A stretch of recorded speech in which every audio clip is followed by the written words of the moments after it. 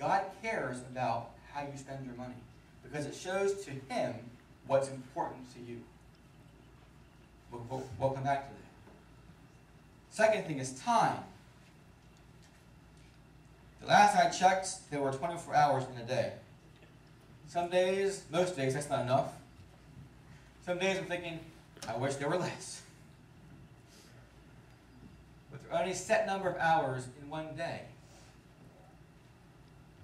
And my question for this is, do you have the time?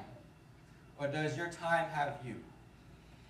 Do you have the time, or does time have you?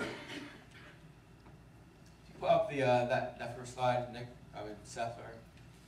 This is an average work day, taken from the year 2008, for an employed person aged 25 through 54. They spend 8.8 hours a day working, which is 36% of a day. They spend 7.6 hours sleeping, which is roughly 1/3 of your day. 2.6 hours in leisure or sports activities, which is just over 10% of your day. 1.3 hours of caring for others in some capacity.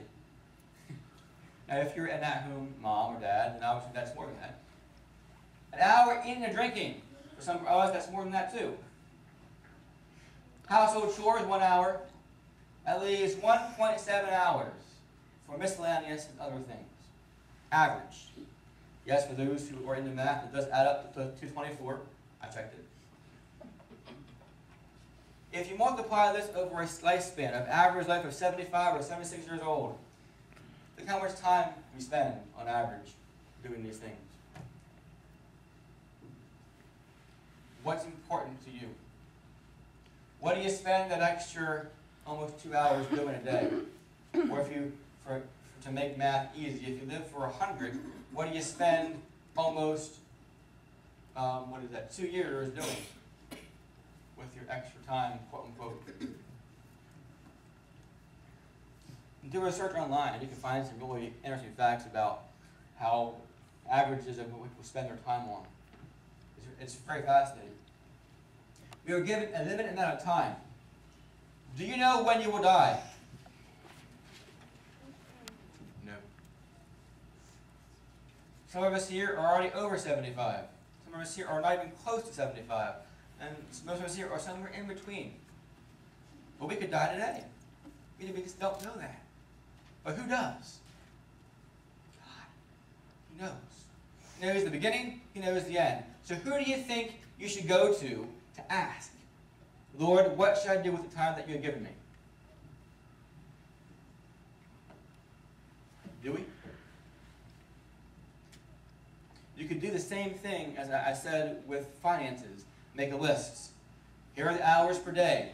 And write down today. Don't do it tomorrow. Tonight. Go home. Write down. On an average day for you, how many hours do you spend doing various tasks? Do it for a week. And categorize them. And see where you spend your most money. Your most time. And there you will see what's more important to you. Now, granted, work is work. We all have bills to pay and everything else. I understand that. Trust me, I do. But what I'm asking is, I'm trying to get is this. What do we spend our time on that we think is important? What time do we waste on things that have no eternal relevance? I see so many families throughout my course of 12 years of ministry, and children and youth and adults, being split in 12 different ways. I got to go from A to B to C, and I have 5 minutes to get there. Why? Why do we have the need to think that our kids need to be involved in every single thing? Why do we think that we need to be involved in every single thing?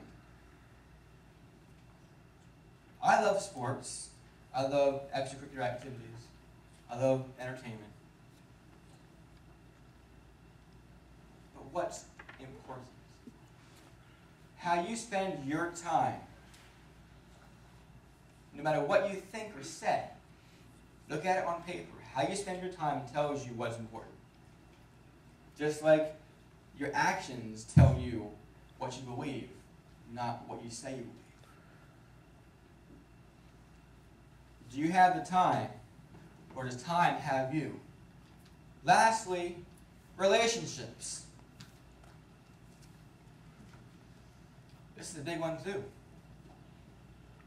How do we relate to our spouses? How do we relate to our children? How do we relate to our fiancés or our boyfriends and girlfriends? How do we relate to our friends and neighbors? All of these things, including time and money, focus on choices that we make.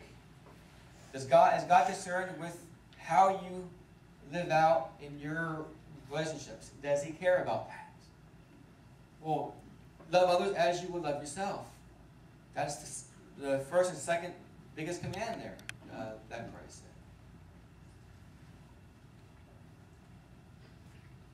For those of us who are still married, husbands, how do you treat your wives? Do you treat her like Christ treated the church? That gave His life for her? That sacrificed Himself for her out of love? Wives, how do you treat your husbands? Do you respect him? Do you honor him? Do husbands and wives, do you mutually submit to each other?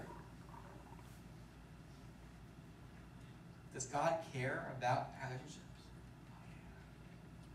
But we live in a society that says, live how you want. It's your choice. There's no right and wrong, only in your eyes. So now we have generations who think it's okay, to live together, to have children together without being married. We think it's okay. It's no big deal. If we have some serious problems, I'm just going to discard it, and we'll start anew. I'm not saying that there are no good reasons to do those things, as far as divorce goes and things like that. Life is messy. And thankfully God chose to get His hands messy as well. If life was so neat, we wouldn't need Jesus. But it's not. And so we find ourselves having to make choices. And live with choices and the outcomes of choices when we maybe made when we were 18, 19, 20 years old. Or whenever that was. We have to live with the choices that we made. That's why it's important to know and to realize today that no matter what has happened in the past, we can't change that, we can't alter that, but we can take control as to what's important now.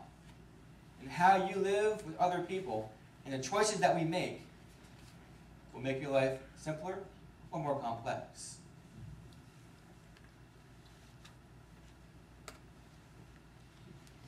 Do you focus on pleasing God, or do you focus on pleasing yourself and others?